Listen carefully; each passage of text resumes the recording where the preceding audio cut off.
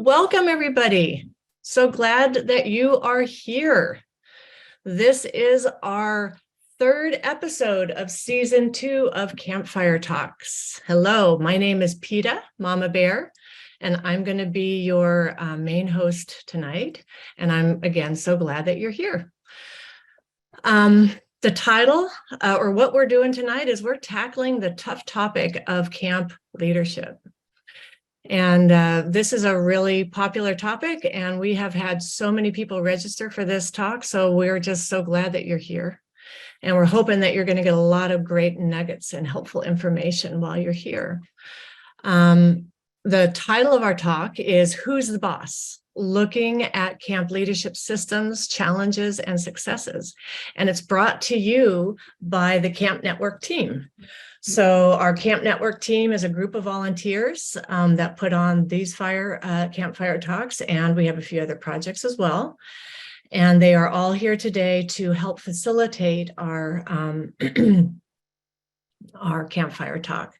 So if you want to just unmute Camp Network members, if you just want a team, if you want to just unmute and wave your hand and say hi for a second, that would be great. Hi. Hi. Hello. I'm spotlighted. Hello. Hi. Hi. Hi, everybody. Hello. All right, great. And Camp Network is part of the camp support volunteer team. And if you want to know more about camp support, if someone can put a link in the chat about camp support, that would be fantastic. It's a big volunteer team that helps with a lot of things to support camps. That's why it's called camp support. All right. So we have a lot of people participating today, the most ever. So yay us. And there are a few meeting guidelines I'd love for you to honor for this campfire talk. So Puppy, can you put the meeting guidelines up on the screen? They've already been put in the chat. Our meeting guidelines are, please mute your mic if you're not a panelist. If you have a comment or a question, please type it into the chat, which you all have been doing, which is fantastic. Be respectful in your participation. Be present. We're all here to learn together, so let's be gracious with our attention. Share or speak from your own experience. And our chat moderators will bring in your questions during the Q&A periods of the talk. So thank you for honoring our meeting guidelines. So Brian, if you want to take that down, fantastic. Puppy, thank you. So I'd like to hear a little bit about our participants. So I see some of you are already introducing yourselves in the chat. So if you could introduce yourself with your name, your role in your camp, and your camp size. We're going to start with that. I'm going to have a few questions for you. So wanting you to participate. So please, in the chat, your name, your camp, your role in the camp, and the camp size. Great to see. Welcome, everybody. Great to see. Fantastic. Yeah, where you're from too. We have some Sydney. Thank you, Sydney, Australia. The time difference is pretty tough. Yay. Great to see everybody. Once you've shared that, the next question I have for you is, what are you hoping to get from today's campfire talk? What are you hoping to learn today? So if you can post that in the chat, what are you hoping to learn today from the campfire talk?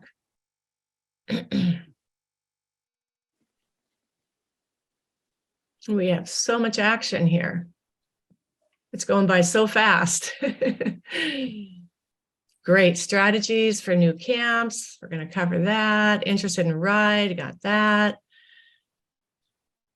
How to have more fun as a lead. Come on, we got to have fun, don't we? How not to be a camp lead anymore. Succession ideas, yes. Looks good. All right. maybe one more question, if you guys are still up for participating, is a couple of 1 or 2 main challenges that you face as a lead. And again, the thing about sharing is that you're going to see probably that you're not alone for a lot of the challenges that we have. So, not to worry too much. Great. Read the email to the very end, shall I say. Oh, you guys, why do we do it? Continuity. Okay, so much rich stuff here in the chat. Thank you so much for participating. So this is why we chose this topic, is that we know at Camp Network, we're all camp leads, and we know the struggles that camp leads face. And also we get to read the data that you share in the post-Playa survey, in the Campfire Talk feedback survey, in the Camp Symposium survey. Yes, people look at that. Your volunteers look at that. And a lot of interest in connecting as leaders and camp leads and learning more strategies.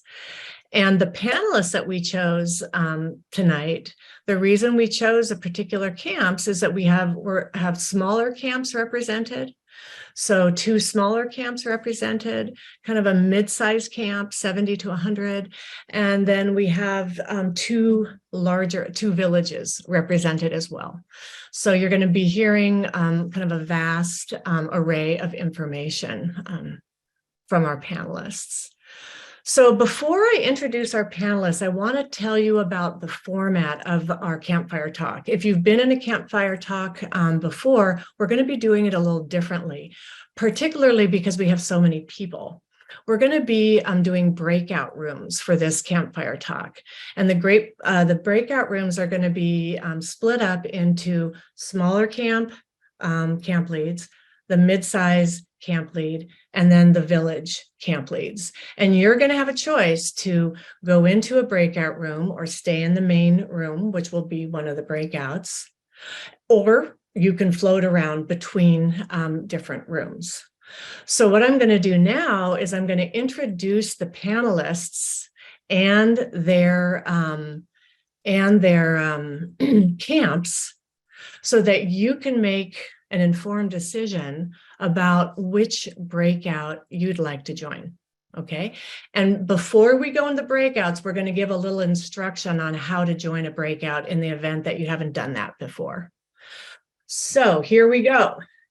I've got Fox is the first person I'm going to introduce from Whiskey and Dust. There, raising your hand. Excellent. Whiskey and Dust was established in 2009. And it's a whiskey bar with a habitual yoga problem, as they like to joke. Fox began burning in 2010, joined Whiskey and Dust in 2012, and worked her way up to primary leadership in 2017. Whiskey and Dust has between 70 and 100 campers, so we're calling this a mid-sized camp. Beyond the whiskey bar, Whiskey and Dust offers services, classes, and events like at Martini Lounge, hand jobs, playa manicures, leg wrestling, Argentine tango classes, and more. So welcome, Fox. The next person I'm going to introduce is Entheos. Raise your hand, Entheos. There you are. Yay. Entheos has been involved with Burning Man since 2014. She's been part of the leadership team of Reverbia Live Music Camp, worked on large-scale art, including the Folly, and in 2018 helped start a camp called Religious as Fuck. Religious as Fuck identifies as a mix of queer burners. Her camp offers a place to say fuck you to toxic church practices, while also offering a place to say, I love you to one another and bring that unconditional love to the playa. Religious as Fuck has about 18 people in their camp. Welcome, Entheos and Religious as Fuck. Dog's Body, or George, raise your hand, there you are, is camp lead of Psychic Taxi, of Divine Feminine and Divine Masculine fame, and mayor of Golden Guy Alley. He's a 6-year burner with many regional events under his belt with Golden Guy Alley, including Unscrews, Equinox, San Francisco Decompression. He's a New Jersey native, but is now a bartender in Oakland, California. Golden Guy Alley is modeled after the Golden Guy District bars in Shinjuku, Tokyo. Golden Guy features an alleyway of tiny bars, only 8 feet by 12 feet, and each specifically designed to intimately provide a personal experience for each guest. The term bar is used loosely because the alley may be filled with lots of different and interesting things like grilled cheese pop-up, wedding chapel, or a tarot tea lounge.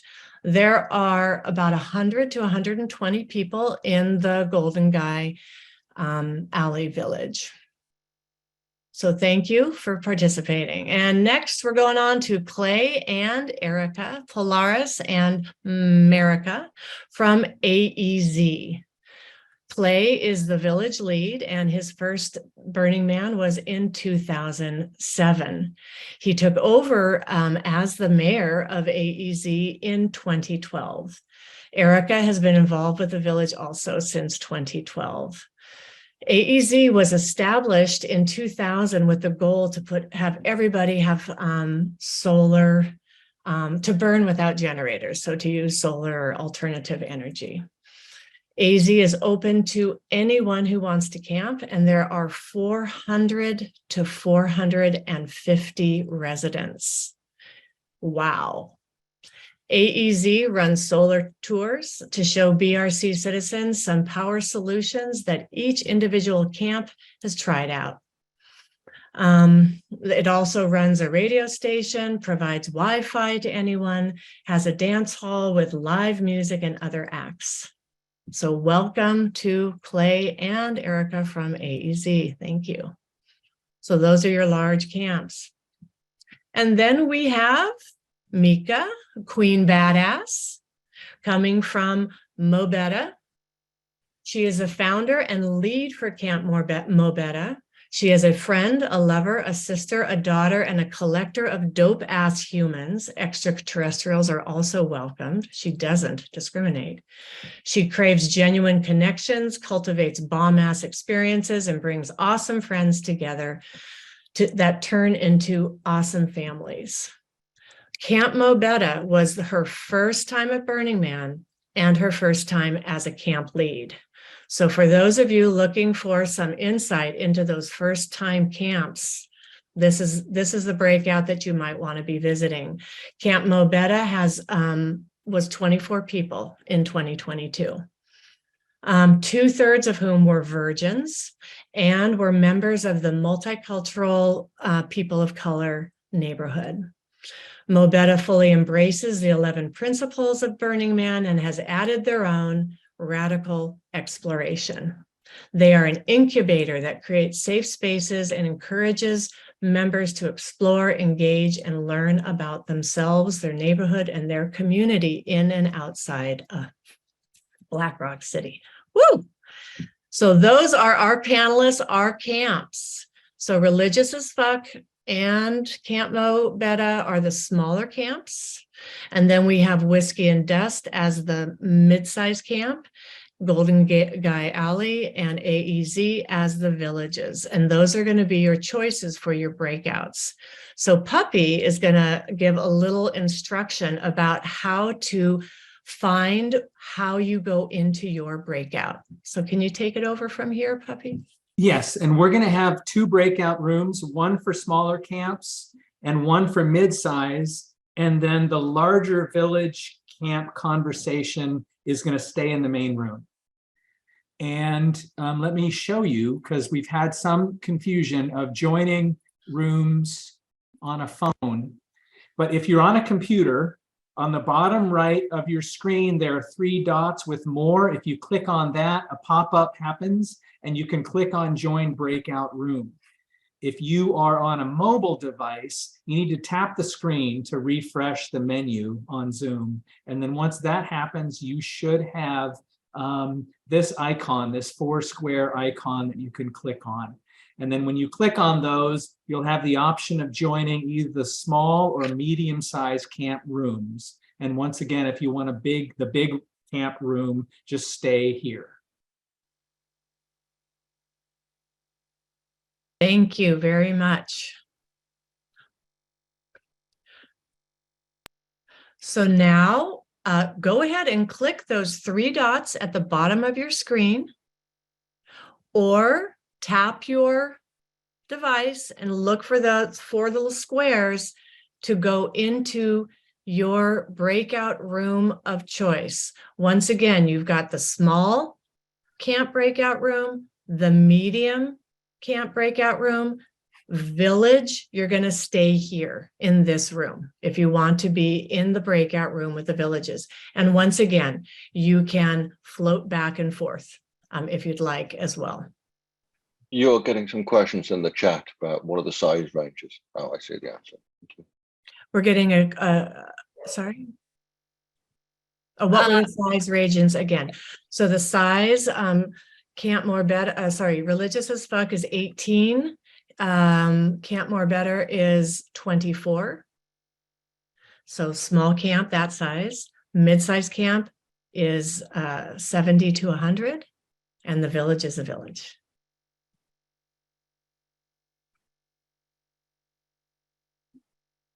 And Peter, I don't know if you can see it, but lots of people. Yep, we're down to see. only 68 people left here. So a lot of people picked other rooms. Great. It looks like it worked. It looks like our breakout room worked.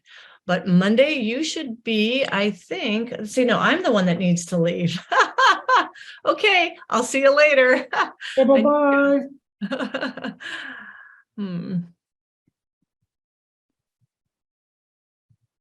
If she can.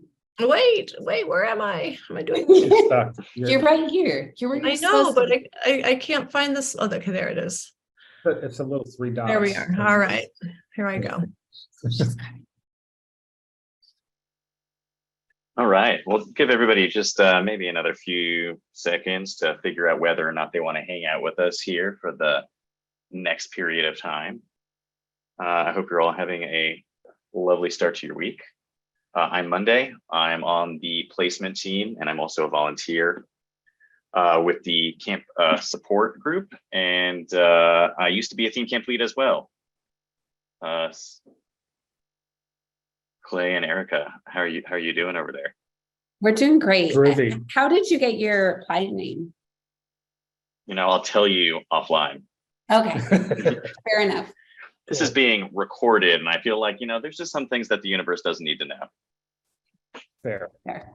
All right, well, why don't we get started? Clay, Erica, Dog's Body, thank you so much for being here. As I'm actually the 9 o'clock sector lead on the placement team, so I actually deal with a lot of, you know, oh, I cannot move a video while people are spotlighted. Great. I deal with a lot of camps that are big, and a lot of big camps like to be over in the 9 o'clock sector. So I'm really excited to be here and lead this with you. Now, one of the kind of things I wanted to start with is to ask, you know, is there a specific philosophy or vision that you bring to leading your camp? Do you want to go first, Golden Guy? Or Sure. Yeah, no problem. Well, I could sit here and talk about, you know, my leadership style for Psychic Taxi, which is a much smaller camp, but I believe I'm here for the village part of this. And the main part of that, why we are so lucky, is the way that the Golden Gaia Alley happens in real life in Tokyo. Really already breaks down all the groups down into their little spaces already. So it's not like I need a breakout team and a teardown team and a build team and a set of bartenders and a set of DJs, and that's all taken care of naturally through the product. So it makes my job super easy. So I'm most likely going to be here explaining how the project that we chose and what we're mimicking really lines up with some of the better practices that a bunch of the longtime burners that I learned from already told me about and all the issues. So it really comes naturally through the product. And I think people can learn a lot more from that than they can from me just telling you what's worked on a personal level for me over the last 6 years. This thing is something that happens at the burn. We go to regionals. These are in people's backyards and in some cases in people's apartments all year long. And they just work, and the ability of me just to network them together is really based back on the project itself. So it makes things super easy for a lead. We kind of avoid a lot of the large camp issues generally just because how it's broken down. There's not one big main kitchen or one big main this or that. All the groups are already set together, and if they want to group up and do other things, they can do that. But as far as the larger issue of the village, it's really just been a part of who wants to be involved in it. And the great thing is we've pretty much doubled every year in the 5 years that we've been doing it, from 5 to 13 to 25 to I think we had 31 spaces this year that had signed up to go. And there were 3 or 4 other Golden Guy bars that have been in Golden Guy, but because of the long layoff of COVID, they wanted to take their bar back to their camp and use it there. So we do have kind of offshoots of the alley already that were built for the alley, and I've gone somewhere else. So I still count them in my number, but it's good to see that can happen. And yeah, we're excited to have new camps every year. And also, if the alley is not for your choosing, please bring this thing out to the trash fence, bring it back to your regular camp, have it in your living room all year. It's a great idea, and I'm happy that I've been a part of it. Yeah, I got to say, when I was a theme camp lead, sort of how Golden Guy is organized is like what my dream was, that I did not have the skills or abilities to be able to really execute. So yeah. I think it's a lot of knowledge from some longtime burners. Graham, who came up with MacGyver Camp and was done a bunch of different other stuff, and the Psychic Taxi crew that I joined, mixed with just the ease of the alley and how it breaks it down naturally anyways. We've avoided a lot of the pitfalls I see that other camps have. So yeah, Clay and Erica, I mean, did you sort of, when you hear what Dog's Body is saying, how does that make you think about like how AEZ is organized? In a lot of ways, it's very similar, because we have typically 60 to 75 individual camps, and all of our camps, we have a lot of interior camps that do like art support, or they work for rangers or gate or whatever, and they have, it's kind of their sanctuary in a sense, in a lot of ways, because we're very quiet, no generators and not a lot of craziness going on. But along the perimeter of the street, we have camps that have beignets and bourbon and bacon and shibari. I can never remember the name. So we have like perimeter camps that do all these really cool things, but because they're kind of their own people and they do their own things, we're there just to support like the infrastructure and give them a space to be something greater than when they're not like an individual camp and then they're on their own and they're kind of secluded. It's like they do and offer things for the city, and then they can still turn inward and have community.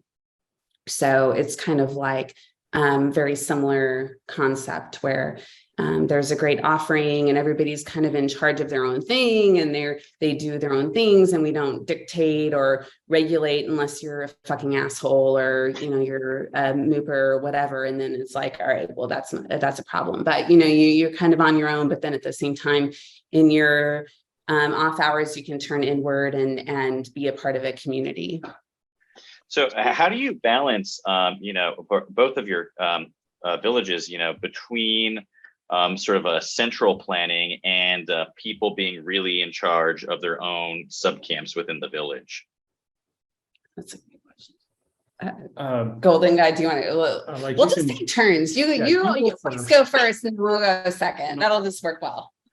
Yeah, definitely. I mean, what generally happens is we've never had to advertise or ask anybody to be a part of the project. So they already want to be part of the project, which is, I don't have to motivate people that way. They've come to me, they have their idea, they want to do their thing. So I literally just based on seniority, I place them in the alley. People who might want to be more towards the front of the alley or more hidden in a corner or stuff like that, I let them do that. And then if you need to camp with me, I think half of the spaces camped within our framework this year. It's pretty much been the way that it has been. But like I said, more than half or about half our camps camp elsewhere and then just come and do the little side project in the Golden Guy Alley. So it's really just about networking these people and letting them bring their idea to the alley. And I don't have to build it. I don't have to bartend it. I don't have to put it in a truck. I don't have to do any of that. So it's, and then we do just obviously want people to be as diligent as we are to some levels about the 10 principles and certain things. We seem to be a lot more in step with AZ than I even knew before. None of the 8x12 spaces need a generator to run this year.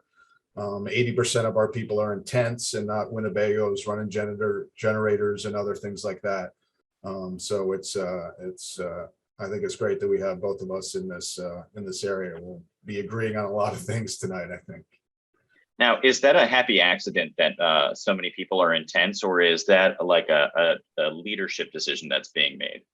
No leadership decision. It's really maybe just the type of burner that we attract to have a kind of a small space like that. You don't really need a lot of things. And the few people that are in Winnebagos do, a couple of them did have health issues where it just was more helpful to them be that way. But Psychic Taxi, the camp that I run of about 15 to 20 people has always been like that. Sometimes I run a generator during the day to repower some tools or other things like that, but the spaces have never needed generator power, or none of our people are running AC units or anything like that. It's really just been the people that have come to us. Like I said, we don't advertise, we don't ask for people, so it's not a filter we've put on ourselves and looking for people in certain Facebook groups and this and that. It's just kind of been who's been attracted, and a lot of the more recent contact has been people from bigger camps that are just trying to get away from this big, even if it's still great, to get away from this big camp that they've had and just, oh, I just have an 8x12 space that I have to take care of and just do that. So that's been a lot of it. So it's really, again, back to the idea. People want to be involved in the idea, and I just have to say yes and find you your little spot. And that's pretty much it. Yeah, unless somebody does something egregious and I gotta shake my finger at somebody for not doing anything. It's really up to them. Yeah, and Erica and Clay, I see you two nodding along with a lot of what you Oh, say. yeah, like, yeah. what's hitting for you? But it was funny, like halfway through, I was like, what did he ask again? What was the question? What was the question again? It was, how do you balance the need for sort of a central planning versus the like go do it yourself YOLO attitude? We've set up, the village doesn't have we don't have like a community kitchen. We don't do things like that. We request our space. We get gifted our space from the org, and we develop roads and streets. So anybody that signs up gets a space, just like you get a certain amount of space per person. Every one of those camps touch a road. They are on their own for figuring out their own power, their own food, their own water. It's not that they're alone, we will help. But, this is the radical self-reliance. The village sets up our town hall, the music hall, the tower, the thing that everybody can use to locate to get back to camp. Those are sort of some of the things that we provide. But for the most part, the inner workings day to day of each individual camp is up to each individual camp lead. I only get involved, just like him, when things get a little out of control and it's starting to bleed over into other camps. Oh, that is such fucking bullshit. That is not the only time he gets involved. You know what I'm saying. I think that the beautiful and unique thing, though, is that when you do create some sort of space for all of the people to come, they do come, you know, I mean, because it's fucking Burning Man, right? Like people show up, and it doesn't take much. So for people that are like listening, right? I mean, we all know you have a shade structure. We provide power, which solar powered, but we provide like power. We provide shade. We provide a radio station, Wi-Fi, blah, blah, blah. And like you build it and they will come. And so then the people, they come. Like it's not that hard. And it's not that hard to give something like so sweet and beautiful. We have a lot of people. We have a lot of people that return every year, and we do have a few that come in and out, and they'll come and visit us, and they'll sit in the town hall and they'll charge their phone and they'll do the Wi-Fi, and people are very welcoming. They'll see something, they'll walk around the village and meet people, and they're inspired, and then the next year, here they are camping with us. That happens a lot.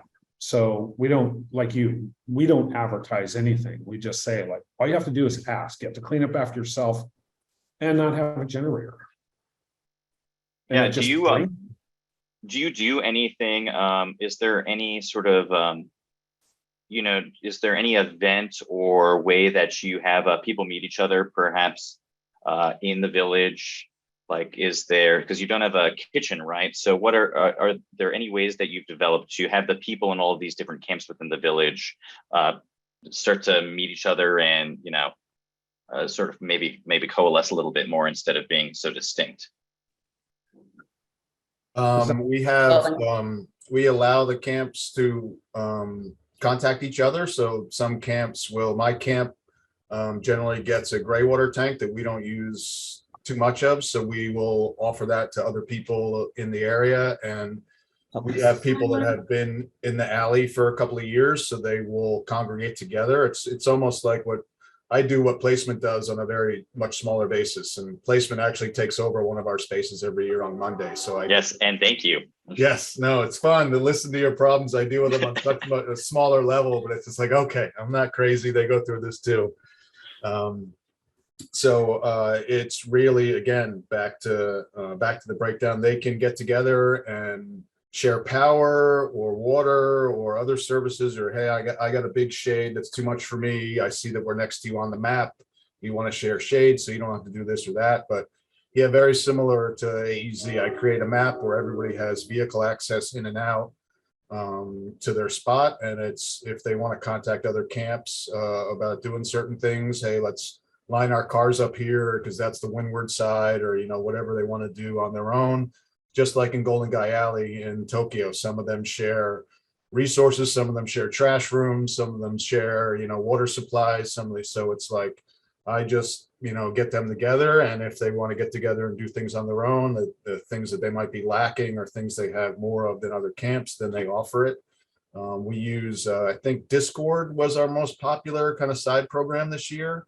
We have a Facebook group that does a decent amount of stuff. There's a Slack channel, but Discord seemed to be the most active thing within the last year and a half or so. Awesome. Clay and Erica. Oh, I'm really excited about this question. I was like, oh, I gotta get something to write on. It will be fast though. Well, first of all, we have a pretty extensive email list. We have close to 600 email addresses that we also do a quarterly-ish newsletter where we have a villager spotlight, and we have a ride article. We have a ride team within our village that creates Amanda Starbuck. I know she's here. Hey, girl. That you know, writes an article, and Joel. Anyways, we have great people that contribute to that. We also have a potluck on Playa. We have a village potluck. Not a big deal, you know what I mean? I mean, it's a big deal to us, but I mean, it's not like unusual. We have a bar crawl. It's huge. It's so big. And sorry. And we have a bar crawl, and we do a lot of like things within the village to bring everybody together. And we constantly are trying to think like, how can we take AFC and this camp and that camp and all these different people, and how can we bring them together, and what's going to create like a space for them where they feel like it's for them as well, because some of our camps are, 20, 30 in history, maybe been 40, 50 people plus. I mean, huge camps. So we're like, how can we help them to like incorporate into the village and really be a part of the whole? I don't know if I really explained that well, but yeah, no, you totally. Thank you. Because that's what I'm curious about. And I actually see that as kind of like a real point of distinction between both of your camp, between both of your villages.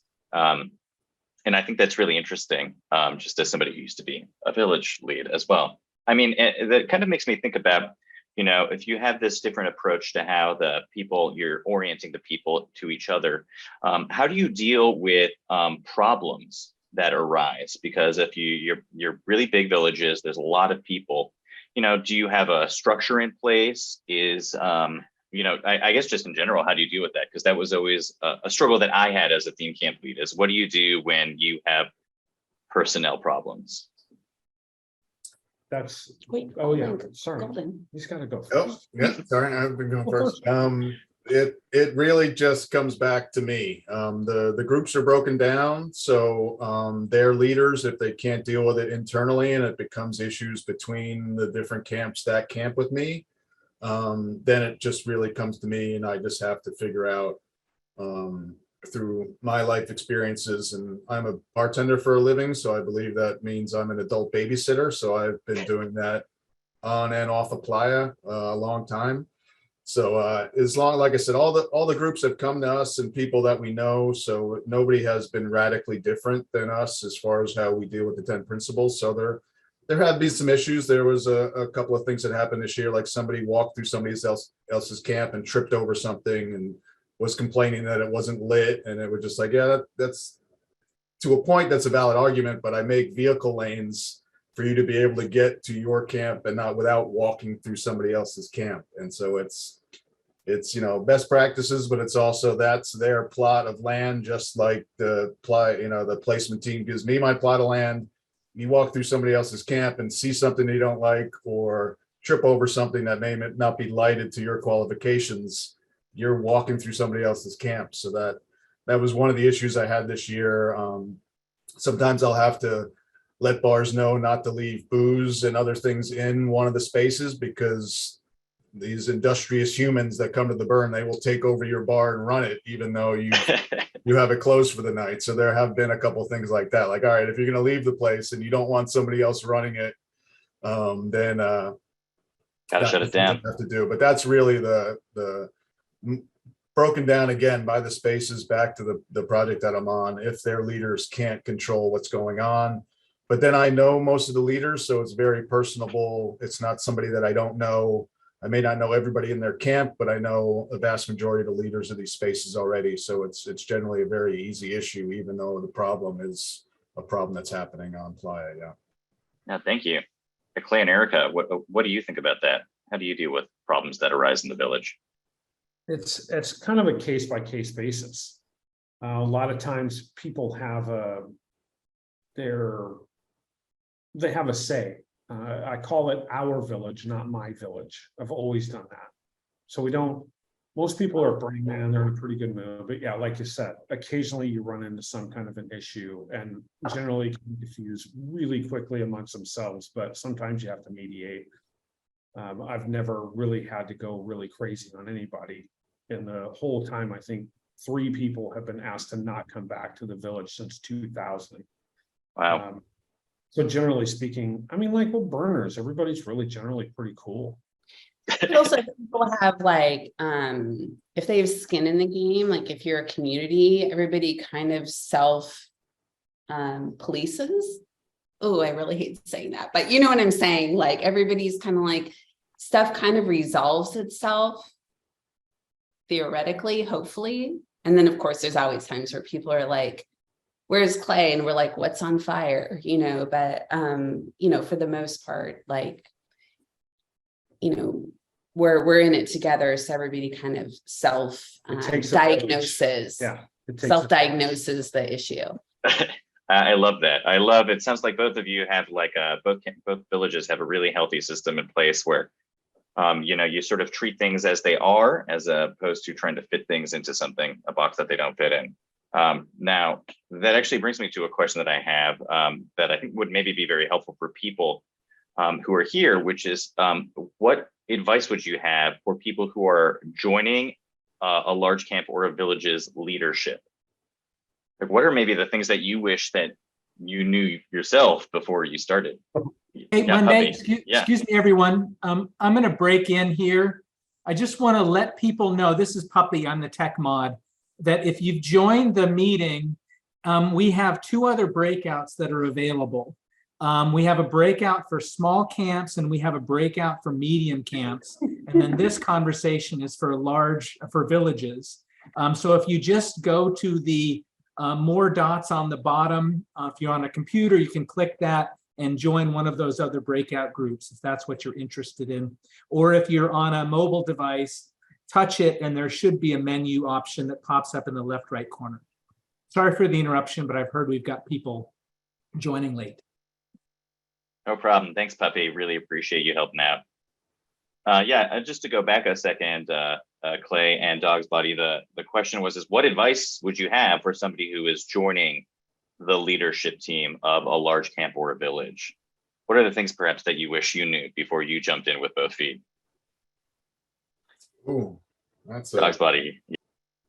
that's a good one. I mean, it's for me, it's just about being able to deal with people, and because they are the most complex thing that you can deal with. If you're in a leadership position, don't just come up with a big idea and then fill it with people, because people are the most complex thing you're going to deal with. They can fail in a million different ways and prove you right and wrong a million different ways and make your burn and have to leave early. They're probably one of their only vacations that year and they want to do some personal stuff. So it's really about, I would say, people first. It's great to just wake up in the middle of the night and have this crazy idea about bringing this thing to the burn, but then it's like, oh, now I have to find 50 welders and 20 bartenders and 20 DJs. I just don't think that that's super sustainable. I think it's going to burn a lot of people out, and you really can, at least, like I said, it's great that my project is what it is, because it kind of already puts me in a good managing direction. I don't have to do a ton of it. But yeah, it's really people first. The idea, humans can do anything. Could versus should is a big thing in the alley for me. It's like, yeah, we can do anything, but is that going to burn a bunch of other people out? Is that just going to I did it just because I said I could do it? Like, what's the real motivation for doing it? And if you really find the people first, then that should dictate what your project can do, as opposed to just one person coming up with an idea and saying, all right, I'm going to get this done by hook or by crook and just figure this out. And then I see it all the time with these big camps a month before the burn. They're just, we need people, send us money and you can camp with us. And here's a couple of shifts you may or may not even like doing. And I've never had to deal with that because of the way the structure of my village is. But regardless, I still think it's a good advice to just people before the projects, 100%. Yeah. I love that. I think that is a mistake that I see a lot of new camp leadership make, which is that they become so obsessed with bringing the thing that they had envisioned or that somebody on their team had envisioned that they forget that really the most important thing, which is what I always tell theme camps, is just showing up on playa, right? Just being there is really where the magic comes from. It doesn't matter if you have a 50-foot tall pianist that shoots fire, though that would be really cool. AEZ, what advice would you have for somebody joining leadership of a large camp or a village? I was like, can I speak up here really quick? Please. Because I'm going to spill the beans in that we don't have like a leadership. There's no leadership. It's some fucking chaos. It's out of control. no, he's joking. He's joking. It's not like We're having a quote leadership summit that's a very in Phoenix, and literally we invited all 500 people in our village to come to the leadership summit. And so far we have like 20 plus people. Laura, Amanda, a bunch of them are already on here. And I'm just like, show up, we'll do our best to house you. We'll pick you up from the airport. We're going to meet for 2 days. This is our leadership. Like the leadership is open to anyone. It's the Village is our leadership. They dictate what we do. And since Clay was asked to be on this call, I was questioning him like, well, what is like, how do we make this happen? Because I honestly have no fucking idea. There's no roles, there's no this, there's no that. It's like people show up and they're like, what can we do? And I'm like, but why does that happen? And honestly, I don't understand the secret sauce. I wish I could tell you what that is. I mean, a lot of it's Clay and just being an awesome dude and like wanting to help everybody and you know, just perpetuating the Burning Man mentality. But I honestly wish I had like a really cool answer to like, oh, you just gotta show up to the meetings or whatever. And then lastly, the last thing I just want to say is we have people now that help us like all throughout the year, not just on Playa, but they're like, we have the newsletter and people are like, sign me up. I want to be in the leadership summit. I want to do this and I want to do that. Like, I don't know how it happens, but it's pretty fucking cool. It evolved just by being accepting of people, just like you said, you have things are important to people and that you don't, like, I don't really understand why you're wanting to do this, but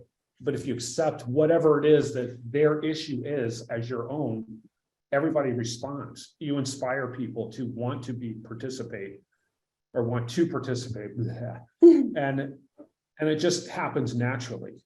I have never had to beg anybody to do anything. When I first took over as mayor, I just like expected that I'm going to do everything. And if people want to help out, like this is going to be great. And it just took off from my first year, everything. People showed up, they stepped up, they were inspired. The community just took on a life of its own. Everybody's involved. We have our email list we had mentioned earlier is huge and it's active all the time. Our Facebook page is active all the time. We have people, we have a villager that's on this that was doing a Zoom meeting during like, the COVID years to keep everybody going. Every Saturday we'd have the cafe. Laura Kilmaster, I'm looking at you. I know you're there. Anyways, like the community just builds on itself. Yeah, I love that. Thank you so much for sharing.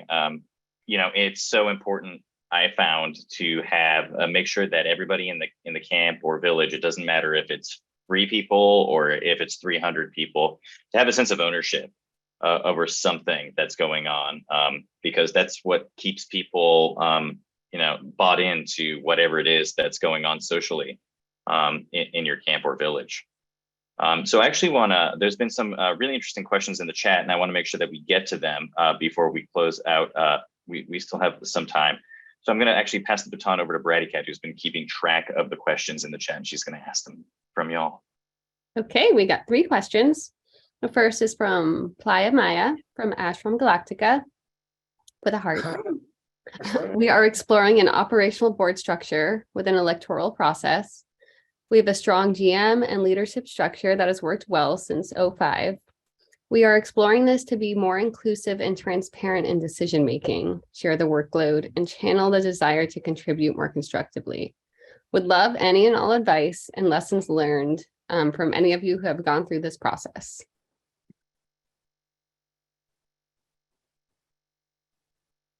Yeah. Any thoughts?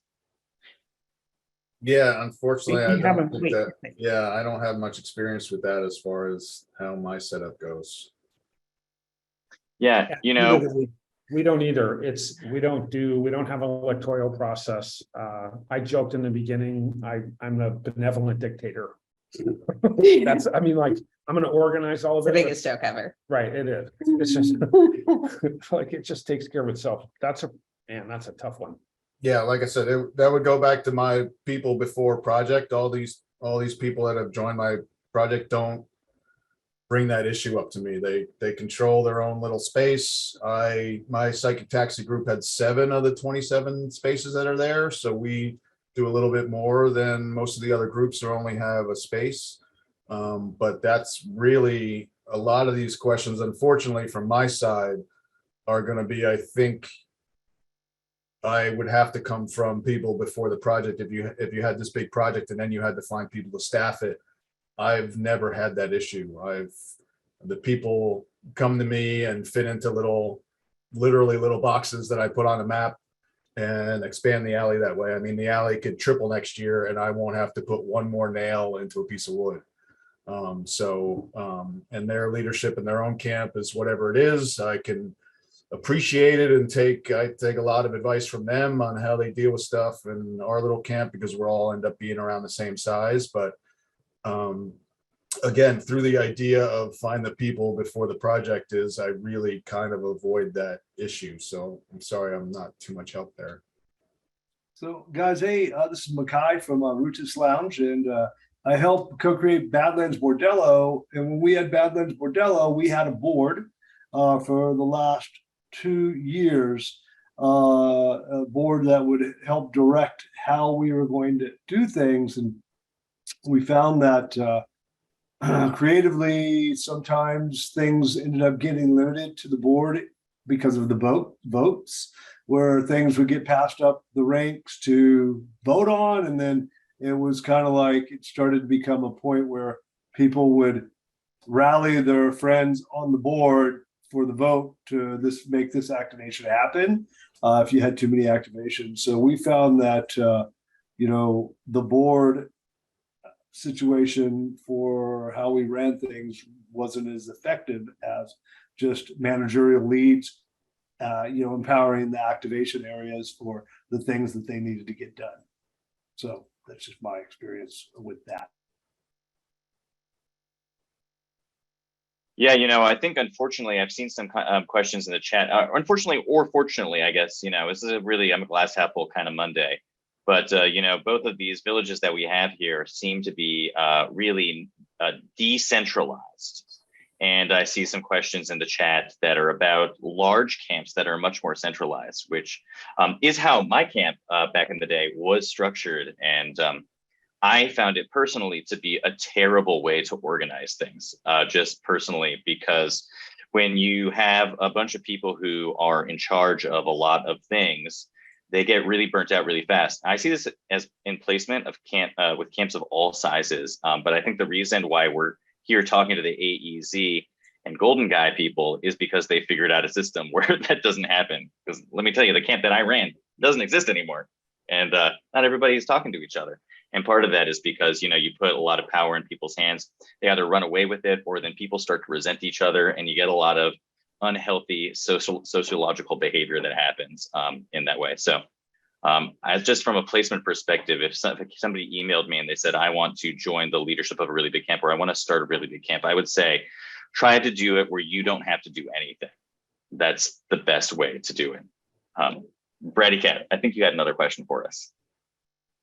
Well, yeah, we have a few good questions. So the next 2 questions are both from Comfort and Joy, who apparently have stuff. So the first question is, what amount of stuff should a camp of 160 people have? Are 3 40-foot trailers of stuff good on average? And how do large villages or camps break down sufficiently to support enough people? And the second half of that question is, how do you get rid of all your stuff from people who've moved on? Yeah, AEZ, Golden Guy, Doc Body, Clay, Erica. I'm staying on. Okay. Oh, Okay, man. go ahead. The 2 of us would give so different answers. I honestly, I don't even know where to begin. You can't have too much stuff. Just go all in. Go all in. If you got a place to store it, yeah, do it. Yeah. That's not what she would say. No. Honestly, I have no fucking. Do you have any idea? We only know the AEZ. So and our stuff it can fit in a 28-foot trailer. Yeah, we just got a 28-foot semi trailer. And we did that big so that we can walk in there and grab any one thing that we want. However, we're not building structures for a kitchen or communal, like we have our town hall and we have the music hall, and well, that would be taken. Somebody like Comfort and Joy has they have a large space, right? I believe they have a giant shade. It takes a lot to do those things. You need a lot of people to set those things up. Yeah. But again, our village and even Golden Guy, we're not really doing that sort of thing. We're allowing our individual camps to build what they want to build, and they bring it to themselves. If we put all of our camps in it, we'd have 10 40-foot trucks, probably, maybe more, if we were taking care of all 500 plus, 450, 100 people with all the tents and all their stuff.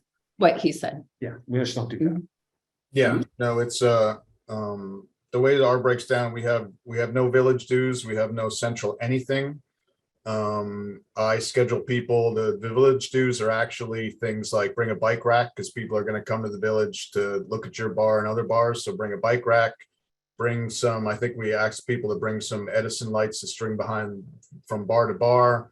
But it's more about the group bringing things individually, because I didn't want to be the one to bring every single bike rack, to bring every single piece of lighting, because what if I don't show up? What if that trailer specifically breaks down? Like unfortunately we had a woman break her ankle loading her bar into the truck. That was one bar that I could then fill a space for, as opposed to none of my lighting showed up or none of my DJ equipment showed up or whatever. So if you can break those groups down to you have a group that deals with the shade, and they put the shade up and they break the shade down, as opposed to just getting random people to be on a shift for something. Really give them something that's what they're doing. Like I said, again, I'm going to say this a million times, my project makes that easy by everybody having their individual space. But I think each, break those groups down. It happens naturally anyways. You're not, 100 people don't hang out at Burning Man. They break down into 10 to 15 person groups that you see all the time and talk to and do all this. So use that, which seems to come naturally, and break those groups down into smaller things. And then you have, as a leader, you have less people to deal with, and you have less things that, can go wrong, as far as 20 disparate people trying to put up a shade structure who, there's 15 different minds that want to put it together the same way. Put the poles down first. No, stretch the thing out first. No, do this. So I think if you are, do have this big project that you're now looking to fill with people, find those little groups of people that want to do something, not just give them a shift that, they're going to have to deal with that they may not like. So again, it's not much advice for what you're going through now, but it's really just break down those groups as small as you can, and then they're much easier to deal with. Thanks, Dogs Body. Breakout, did you want to holler another one? Here's a quick one, and one that I can also answer. Ellen Ho asked, are the camps joining your village all official theme camps and filling out their own PCQ? And for those who don't know, as of 2022, which is last year, unless my pandemic brain is wrong, all camps within a village must fill out their own questionnaire. So the answer would be yes, everyone's official. And next question that I won't answer, Logistic from Entheos had a great question about transitioning from a large camp to a village. And any advice from a theme camp perspective?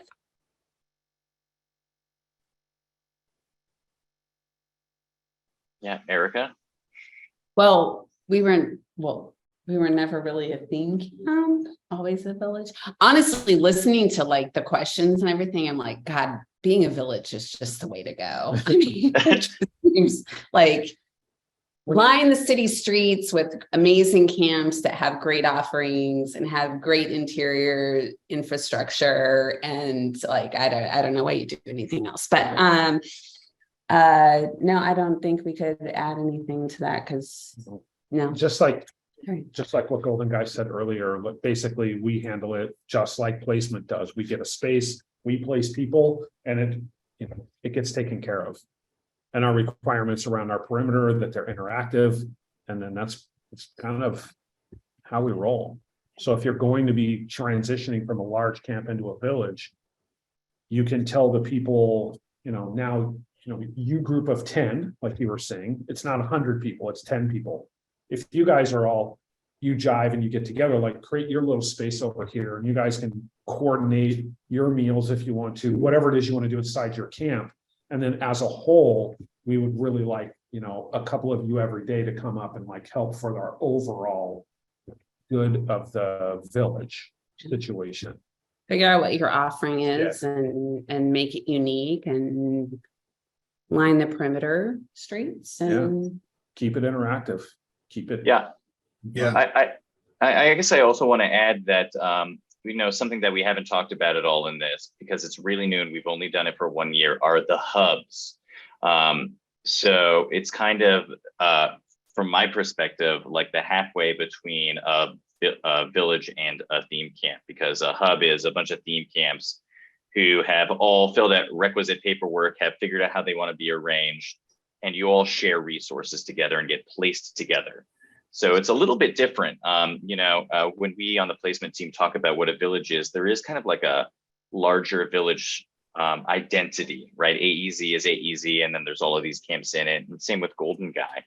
But a hub is more like a consortium. It's a bunch of camps that have all gotten together and still want to be their thing, but share resources and be placed together. So I think if you emailed me Monday at burningman.org and you said, I have this question about going from a large theme camp to a village, what should we do? I would say, you should probably break into different camps and then form a hub together. I think because that'll give you a good taste of whether or not this is something you want to be doing, where it's decentralized.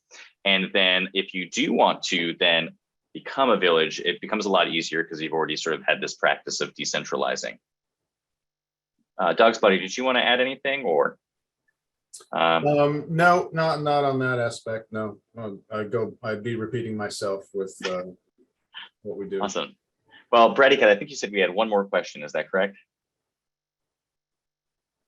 What leadership decision-making structures have you seen succeed over time for large camps? And this was from Peter.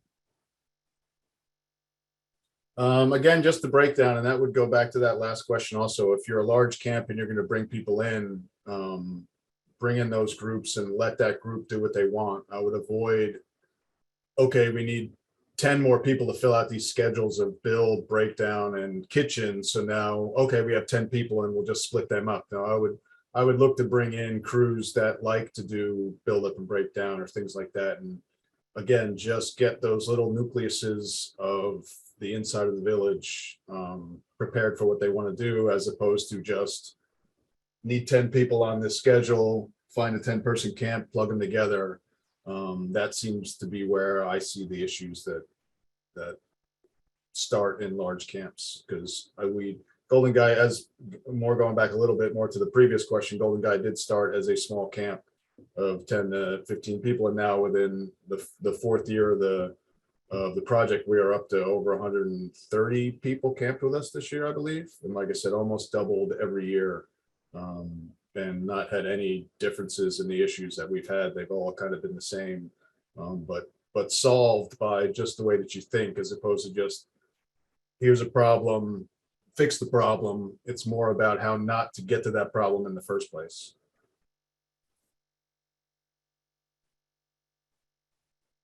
Yeah. Clay and Erica, did you want to add anything to that?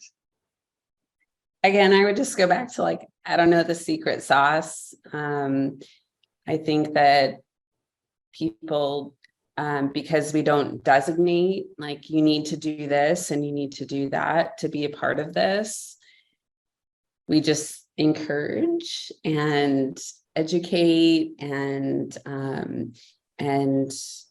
they're burners and they show up. We have so many people. I guess our most complicated thing would be like raising our tower or putting up town hall or the music hall. And we just kind of announce to who is there, like our early entrance. Bullhorn. We bullhorn and be like, hey, we need help standing up town hall. And a whole 200 bunch of people show up, and then we're like, okay, we don't need this many people, but And then no, we announce it again, we're gonna stand the music hall and a few different people show up. So but they just and then come in. yeah, it's just I don't know, it's just I think that when you encourage and you lead by example and you let people set their own path, then it just comes around. So Yeah, thank you. We have, I think, time for one more question. This is from Blitzy from Comfort and Joy. They were asking if y'all take refundable camp deposits to ensure campers come through on their strike commitments. I know that was actually a big issue with quite a few camps this most recent burn. say what? The I don't camps, even, that's a foreign language, says we don't do camp We dues. do not do that. Yeah. oh, so what do you do for You're- breakdown? We're 100% dues free. How do you handle breakdown then? Is it just every, I mean, I guess I There- don't want to put words in your mouth. How does that happen? Just volunteers. Again, we take the bullhorn and we say hands in town hall, and then And it is dozens one of people just herd in, and then we break down camp. I don't know. And we, a group of people helps put it up, and it's never the same, sometimes it's the same old people, but then you always have people that kind of come in and out, and everybody helps out. Because it's a community. Yeah, We're not don't- assigning anybody anything. but we don't if have somebody- any like, dues. we do not do dues, and if somebody doesn't clean up, like, they don't come back. We keep track of who's where. We look at it, we ask, when you sign up, I want you to clean up your space and like 10 feet past that, and if everybody overlaps, and generally that works, and occasionally it doesn't, and we handle it. And then we tell them like, yeah, maybe you should probably find somebody else to camp with. In that respect. Yeah, Dog's Body, do you have anything to add? Exactly the same with me. Each space has its own little thing, and they take care of their builds and breakdowns, and I do a loop sweep them when they leave. I do ask them to tell me what day they're breaking down, because the alley can start to have holes as early as Saturday night if certain bars want to leave and things like that. So I'm prepared for that. If there's a hole in the alley, I can put something across the back so people don't walk into the camping, because our camping is right behind our art project. It's all connected. So things like that. And then, yeah, if people end up leaving stuff that I don't like, or they didn't move well or whatever, I deal with that as the mayor of each individual space. But like I said, I've only dealt with about 20 groups at this point. But that all comes through again with just pick the right people, and you're probably not going to have these issues. If you're this big, huge camp and you just, have to, half of your breakout team didn't show up, you have to give them some motivation. I would probably look at a deposit for something like that. If you're literally just getting money from a group of people a month before the burn and you don't know anything about them, then yeah, I think you have to give them some motivating factor. Our motivation seems to be in place just with, this is your space, it's labeled your space. If you want to come back next year, and especially thanks to the burn now, to have all of them have to go through placement and be their own camps, that will be, dictated upon them going forward if they ever want to do anything else. So I think that also helps with some motivation for, the 10 principles. But Awesome. Well, thanks, Clay, Erica, and Dog's Body. I think we're actually at time, and now we have everybody back in this room. So I'm going to pass the baton back off for the next step. Thank you. I hope you guys had a great conversation. Thank you for coming back to the main room. We do have another 20 minutes or so. Let's just say 20 minutes or so. Please don't leave before you check out the Campfire Talk feedback form. Like I mentioned earlier, we do look at those feedback forms. So it's being put in the chat right now. So appreciate that. And I wanted to ask our conversation leads in each group. So that would be Monday and Epiphany and myself to just kind of talk about the highlights or some of the nuggets of information that you got. And I can go ahead and start. And then if there's any other questions as we're continuing our conversation in the chat, we might have a moment to be able to answer some more of those questions. So in our group, I had the small camp group. One of the main things we talked about was leadership styles. So just as a lead, considering what is your leadership style? Are you authoritative? Are you transformative? I mean, what does that mean? But just thinking about maybe just looking up different leadership styles and, you know, how that might affect how effective you are as a camp lead. The other kind of important nuggets of information was camp expectations, making sure that everyone is very clear on what the expectations are when they join your camp or when they are part of our community. And that can be written expectations. I know in our camp, we actually ask people to sign something that shows that they understand what the expectations are. And then maintaining that communication before Playa, on Playa, about what the expectations are. Another thing that came up was camp care. So self-care for the lead, for yourself, and of course for the camp. One of the camps, they actually have a camp care committee that looks after kind of making sure that, you know, people are taking care of themselves. So I'll pass the baton to Monday or to Epiphany to share any of the nuggets that you might have found heard in your breakout. Yeah, I'll let Epiphany go first. Okay, where is Epiphany? Sorry, my Zoom is crashing for me. Sorry.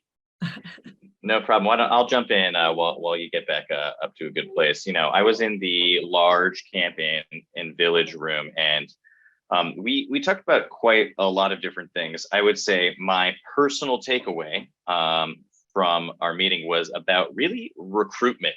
We didn't really get to summarize at the end, but like at the end of the day, it seems like what made these villages a success is that they have a bunch of people who they trust to do their own thing. There's not a huge amount of central planning, and there really is, it's about creating like a sense of community where people feel responsible for something. So I think that was the biggest thing. I would actually say that as if you are in a large theme camp and you have some thoughts about what it takes to run a large theme camp, there were a bunch of questions actually from large theme camp people in our room that we actually couldn't answer because we had 2 villages.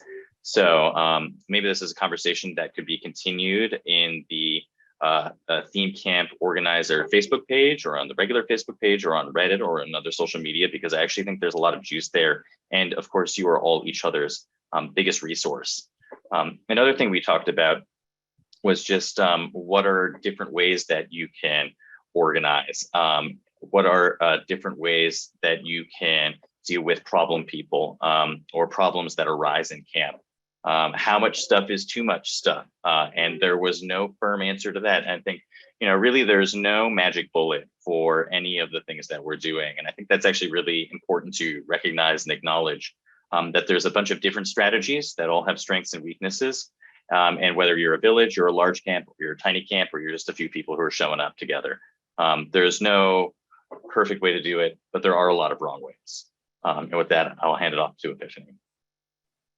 All right, so I think Epiphany is having some Zoom problems. So she's asked someone else from that breakout. So Fox or Sticky, would you like to step in about just to talk about some of the highlights that came up in your breakout?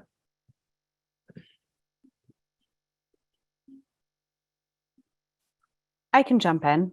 Thank you. So the things that we talked about was similar to a lot of the other breakout rooms, like leadership style and the way that camps are organized. So mine was more of a, as one of my camp mates like to say, a meritocracy, but there were other types that we talked about as well, holding members accountable and talking about expectations. We talked about self-care, and then what else did we talk about?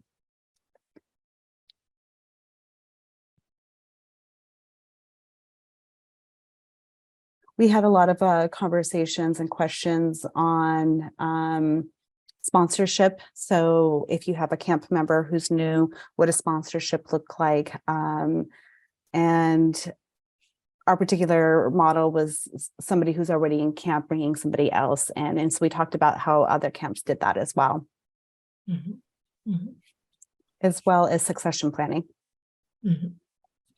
Great. Any nuggets for succession planning? Because that seems like it's a pretty big question that spans all camp sizes. Fox, you have any nuggets around succession planning? Well, I know for us, our plan this year is to do a lot more cross-training and documentation. And so I'm planning on taking off, not this year, but the next year. And so camp members know that ahead of time and are collaborating to help with that. Okay. Vesper, I was wondering if there's any other questions that came up, and I know that you weren't in the full chat, but that might be relevant for the group as a whole, because we've just got maybe time for one question.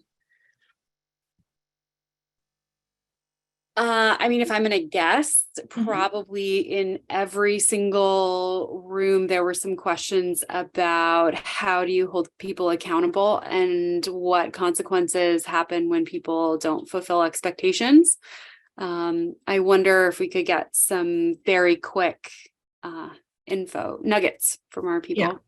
So panelists, anyone want to, we've got, maybe 2-3 minutes just to answer that question. So panelists, just jump in if you have any thoughts about that particular topic. Go. I think making aware that it's known by leadership, because a lot of times I think campers are wondering, well, hey, what if I do the same thing? If there's no consequences, then what does it matter? So I think just being very vocal with the fact that they are seen, it does make an impact. We are doing something about it. And maybe not that they're privy to, what's being done about it, but, thank you for your acknowledgement. We see that can be a very impactful way to start. Anyone else? Any other panelists, leads want to jump in? I can jump in for that. Well, not only do I have hard conversations with people, but figuring out what their commitment level is to start off with and aligning with that. But a lot of our camp members hold each other accountable as well. So it's not just me who sees them, but it's other people who do as well. Excellent. And I do want to say that from my point of view as a camp lead as well, is that having the conversations, a lot of times we're conflict adverse, and we have a great camp symposium recording from 2022 on dealing with conflict in your camp. So we have, a lot of the stuff that we put on here as the camp support team is recorded and posted online. And so having that tough conversation, like what Fox said, instead of talking to somebody else about what the problem is, go to the person that you're having the problem with and have that hard conversation. If you don't know how to do that, find somebody in your camp who loves to do that, who knows how to deal with conflict, and ask that person to be the person to have those hard conversations. Anybody else from our panelists want to pop in with some information about that topic?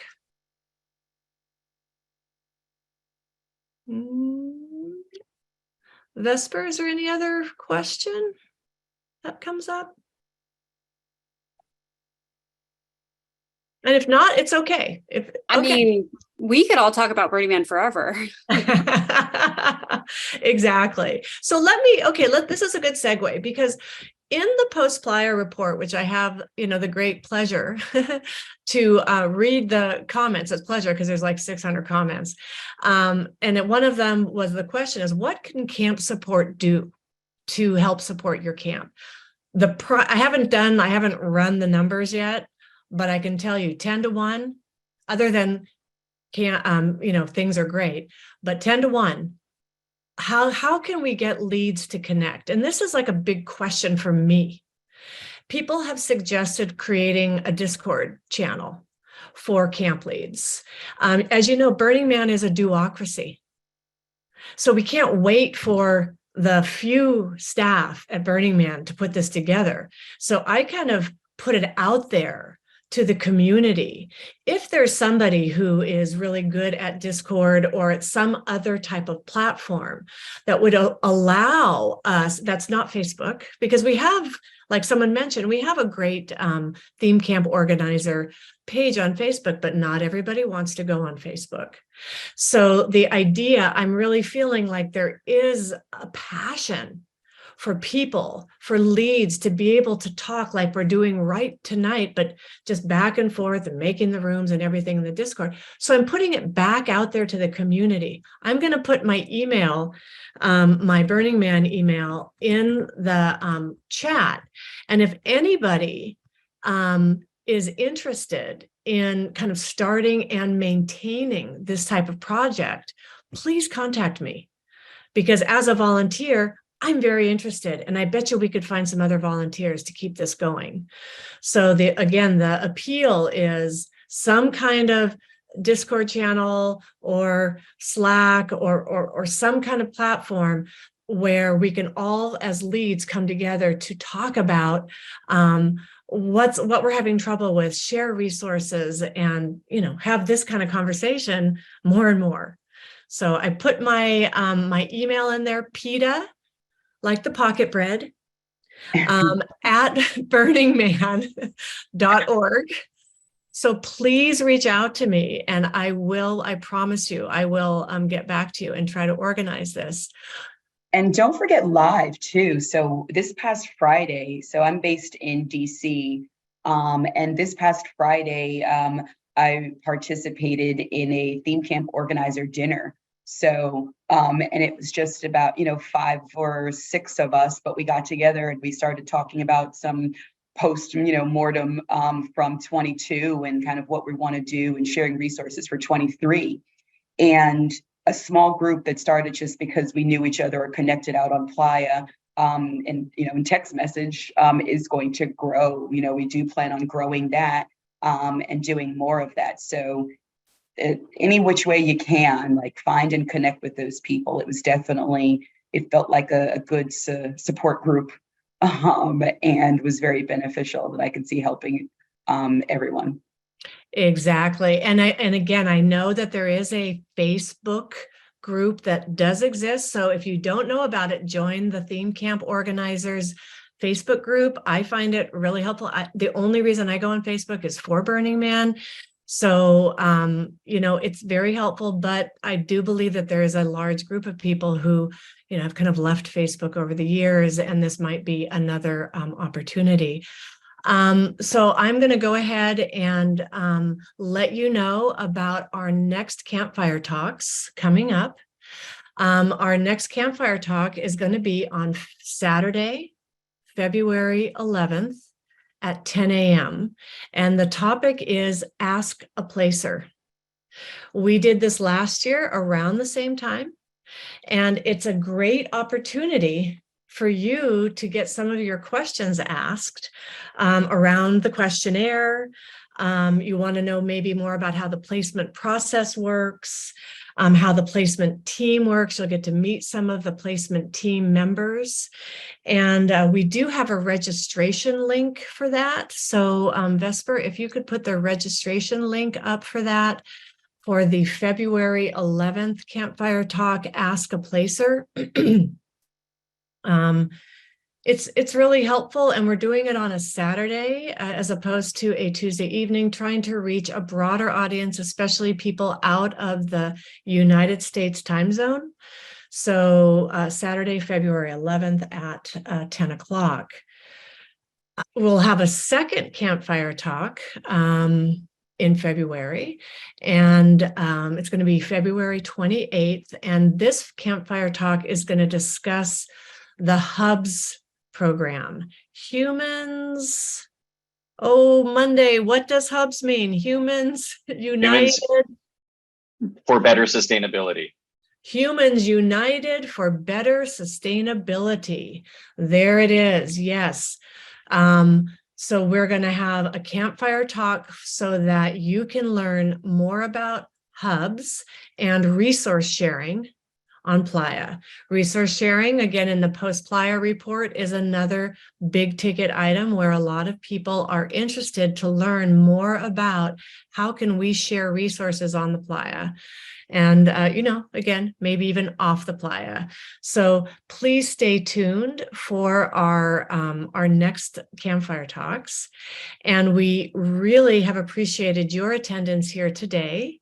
And I think that's going to wrap it up. Anything that I forgot, team? Are we Peta, good? when will we be posting season 3? Episode 3, you mean tonight's talk? Any of our season 3 talks? Yeah, so our season 3 talks are episode 1, lessons learned, and episode 2, which was our ride and diversity campfire talk. They are both on the Burning Man Project YouTube channel, and I believe you have a link for that, Vesper, if you could post that. And remember, a lot of us are volunteers. Most of us are volunteers. So this recording, we hope to have it up within a week, but again, it depends on our volunteer team and when people can do what they do. So stay tuned, but do look, you can search for Campfire Talks, Burning Man Project, YouTube, and you will find all of our campfire talks that have been posted for season 1, season 2, and you can also find recordings from the Camp Symposium 2022, and I believe earlier. Lots of good information out there, so share it widely. So, yes, and the Camp Symposium, no official announcement yet, but you will be getting an official announcement very soon. Camp Symposium will be happening again in March. So that's what we have for your information. Thank you, everybody, for coming. And, keep it light, you camp leads. You can unmute, or we can unmute everybody. Thank you, Mama Bear, for doing this. Say goodbye. Thank you, Peta. Thank you. Thank you all. Everybody. Appreciate your time. Thank you. Good night, everyone. Thank you. Thank you. Stay Bye. awesome. All right, great. Great. Thank you, panelists.